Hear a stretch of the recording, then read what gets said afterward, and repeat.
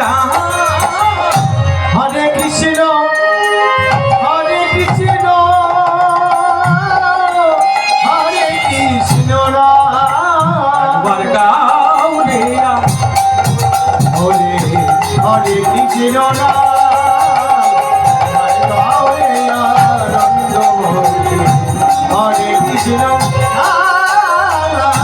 গাও রে আনন্দ হরে হরে কৃষ্ণ গৌর হরে গাও প্রাণ ভরে গৌর বলে একবার গাও প্রাণ ভরে তাই গৌর হরে একবার গাও প্রাণ ভরে গৌর হরে একবার গাও প্রাণ ভরে ওই না ভব সিন্ধু পারে যাবি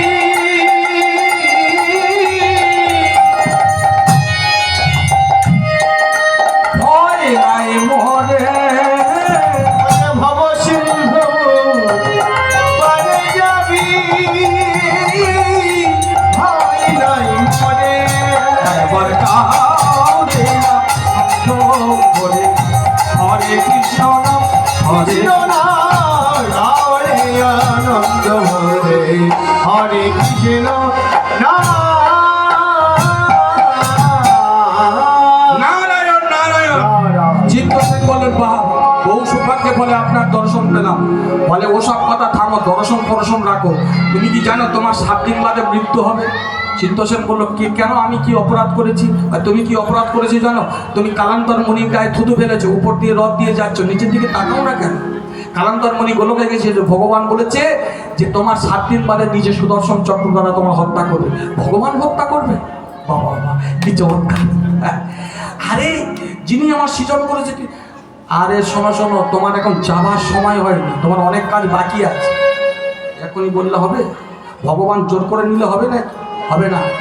হ্যাঁ, কিন্তু ভগবান যদি কারো প্রাণ নেয় তাহলে সেই প্রাণ রক্ষা করবে কে?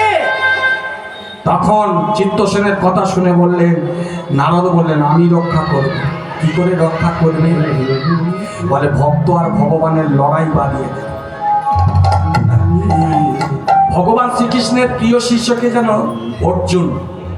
হ্যাঁ, নারদ বলল অর্জুন আর কৃষ্ণের যুদ্ধ বাঁধিয়ে দেব। এমন যুদ্ধ চলবে, নিশ্চয়ই ওদের মধ্যে কেউ মরবে। অর্জুন যদি মরে অর্জুনের শোক না সইতে পারে, কৃষ্ণ প্রাণ বিসর্জন দেবে। আর কৃষ্ণ যদি মরে তাহলে তার কোনো কথাই থাকবে। যে সারাদিন দিবারাত্র নারায়ণ নারায়ণ করে, সে খালি বলছে মৃত্যু। হ্যাঁ, নারায়ণের মৃত্যু চাইছে, কিন্তু শিষ্যকে রক্ষা করছে। কেমন গুরুদেব!